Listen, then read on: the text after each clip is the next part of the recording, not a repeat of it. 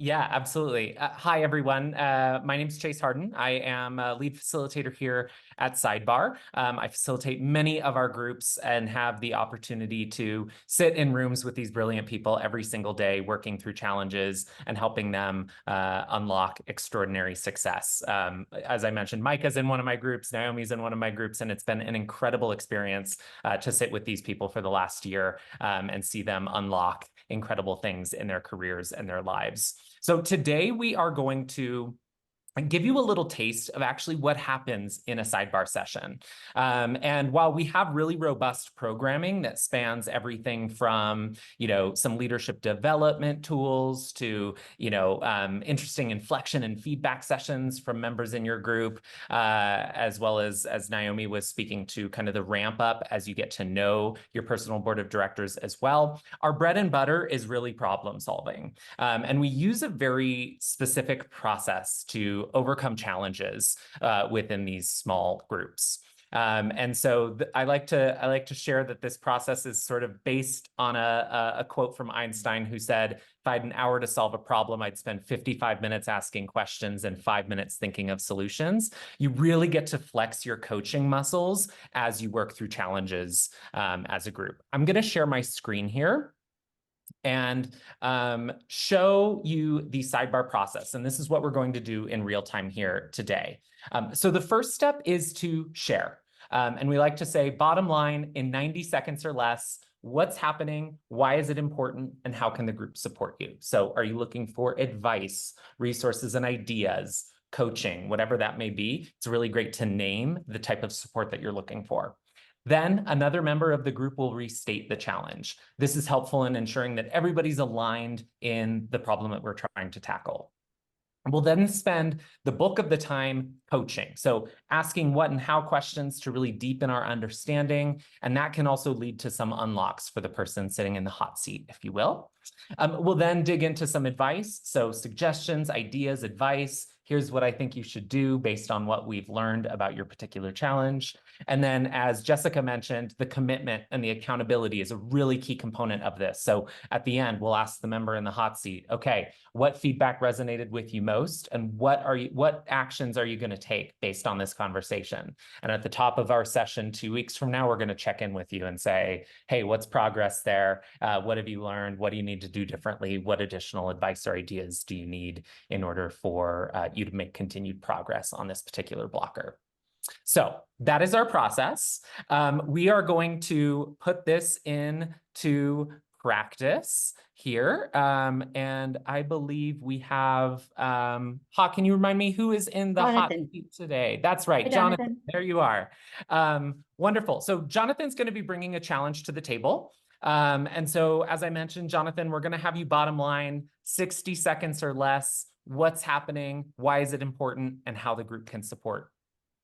Sure. Yeah, my name is Jonathan Ferguson. I work in software as a service. I'm a director of sales. And one of the major issues I'm having, I took over as director of sales for this particular company, is recruiting. They are on a hourly plus commission basis. Commission is very strong, but I'm used to startup world where we have flexibility on starting salaries. But I'm getting a lot of pushback from people who have been there for a while and C-level about changing this because of different laws and different states. And I want to really create a talent dense sales floor. But what I'm finding is the turnover has been, I've kind of looked back at the turnover, and it's hard to recruit when you're trying to pitch a top executive or account executive on an hourly rate rather than a base salary. So getting that mindset shift and to invest in people.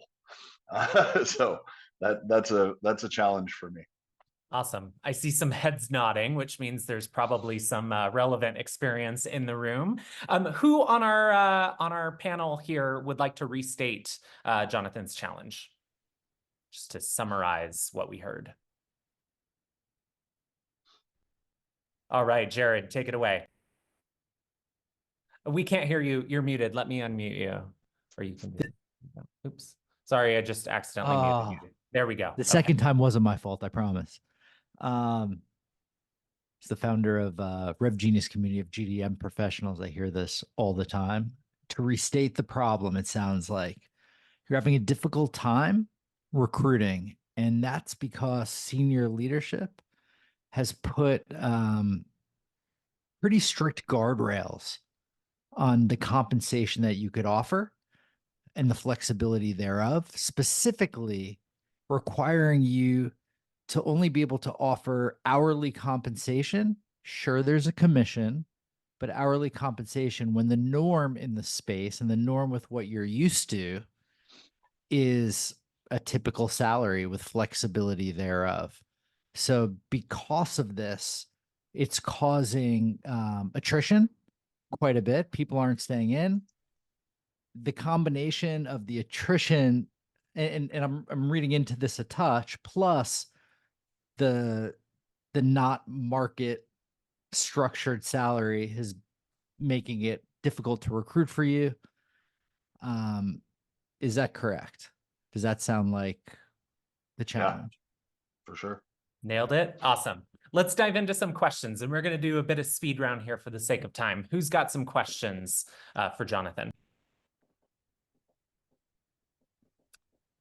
Jared, go for it. Take it away. Has the team traditionally been hitting its numbers, period, before up until this point?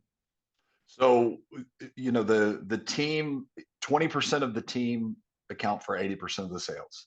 So there's a tremendous amount of attrition toward the bottom of, it's only about 21 sales reps. So you do the math on that. About 20% of that team accounts for 80% of the total revenue monthly. So, but yes, that we have been growing. Yes. How long is that 20% that's responsible for the 80% been I, on you the know, team? yeah. So that probably more than a year. Every single person more than a year. So that proposes a kind of a different challenge as well, because there's obviously a ramp time and that makes it even harder when you're trying to recruit, because all they have to fall on is an hourly rate if they're not selling immediately. Why do you think you're able to retain the top people and not the bottom people? That's a good problem, right? Yeah. Most people Yeah. would kill to retain the top people. Sure. But because of the aggressive commission structure. Yeah. So it's in our space, if you are a top performer, you can make a lot more money than with any of our other competitors. Can I jump in with a question? Hey, Jonathan, so I heard you say, I actually think that part of your problem statement was that your goal is you want to build a talent dense sales force. So what is that to you? How would you define that? What does that look like? Sure. So what I'd like is it seems that I've got this disparity, like I was just saying, with the top 5 reps, and then it just completely drops off. So the top 5 reps will be, we're transactional sales. So top 5 reps will be, 8, 9K in revenue monthly for MRR, and then it'll go to 3K. So I would rather, bridge that gap. I've been a part of organizations where that's happened. But a lot of that, we achieved that through recruiting. And it's just really hard with what I have to work with. So I don't think it's impossible. But I think just finding those people that are driven by commission. Edhard, did you have your hand up? Yeah, thank you. So I was just curious to know from the leadership, from the founders, what is the rationale for offering a different pay structure that's than what's prevalent in the industry. And I'm sure you have conversations with them and try to reason and argue with them, like what's driving that decision or strategy to offer hourly versus regular salary. Obviously they want to prevent complacency. And really, to me, when I came in, I've only been in this role for 4 months. And the people that have been top producers for them, so they don't see this as a problem, right? So they're trying to scale the team, and that's why they brought me in to scale this team.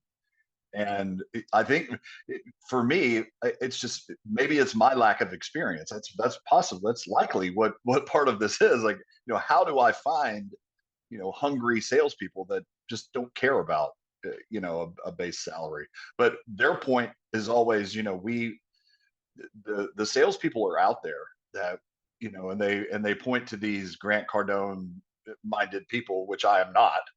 And I'm, like, go find these people who will just go a commission only job. And what I've found in the past is that those type of people, when they succeed, they leave because they're entrepreneurs. So, creating a culture of more balance would be ideal. All right, we'll go to Natalie for one more question, then we'll hop into some ideas, solutions, and advice for the sake of time. Go for it, Natalie. Yeah, I'd love to understand as well. Have you been able to demonstrate with the current executive team the impact of the high attrition and turnover rates and how that negatively impacts the bottom line? That might be a way to kind of shift that current mindset, knowing that you are wanting to value that long-term strategy. Has that already Sure. exercise been communicated? It is not. But that's a great idea. Thank you. I really do need to put some numbers down. Awesome. Well, while we're on the trend of some advice, who else has some suggestions and ideas for Jonathan? I have one. I'm wondering, in addition to the criteria that, they're driven by commission and not a salary, are you clear on the values and the type of human being that you're looking for? I am, but I think I need to communicate that. Casey? Oh, sorry. Did you have your hand up? I in my head I did, but you just read my mind, Chase. So thank you. Great. We'll go for it. Yeah, awesome. So, yeah, one piece of advice is, in addition, I love the idea of building out the business case for a possibly different structure. It's, even if it doesn't work this time, and also don't be afraid if it's something that you have to keep bringing in there on a regular basis, any regular check-ins you have, maybe even propose bringing that up as a regular KPI. But I would also get curious about what's driving the attrition, because it sounds like there's a recruitment challenge, but there's also an attrition challenge. And I'm wondering what other solutions are available to you other than simply the fact that it's an hourly, right? That's not the only thing that's driving these people to work and be excited. So I'd also just get curious about that with them. Great. Thank you. Other ideas from our panelists? Yeah, Natalie. Just kind of thinking through the bottom line and high attrition with that turnover rate. I was curious as well if you do have any clear kind of strategies and shift towards that long-term value add for the business, like the importance of having a stable and committed team and how that long-term value is tied to that like bottom line, I think is that really clear narrative. And then continuing with those KPIs and like, if you do have any existing metrics or data that you do use to advocate for that more stable salary model, like to the executive team, like if that exists now, like I definitely would include that in that discussion. Yeah. So one of my coaches, is how I found out about Sidebar. One of my coaches recommended something that I put into effect immediately. Before, we're all remote, and there was this really heavy emphasis on talk time and number of dials. It's outbound sales. And so I immediately saw that as a hurdle, as just the wrong way that just the complete opposite of the way that my mindset has worked in the past. So we've shifted to focusing on the goal, right? The revenue goal.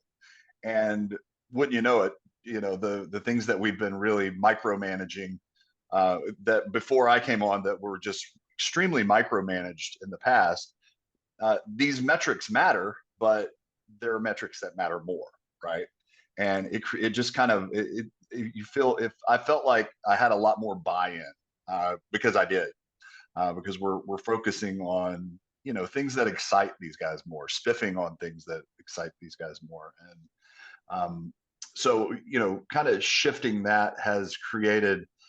Also with customer experience, we're in a subscription-based model for software, so our clients are staying, right? Because we're spending more time with our clients, because we don't feel like we have to do this it is very transactional, but we can spend a little bit more time if we don't have to worry about uh, getting a bunch of deals done real fast, and then you have the attrition on the on that side as well. So just creating a more quality conversations, All and right.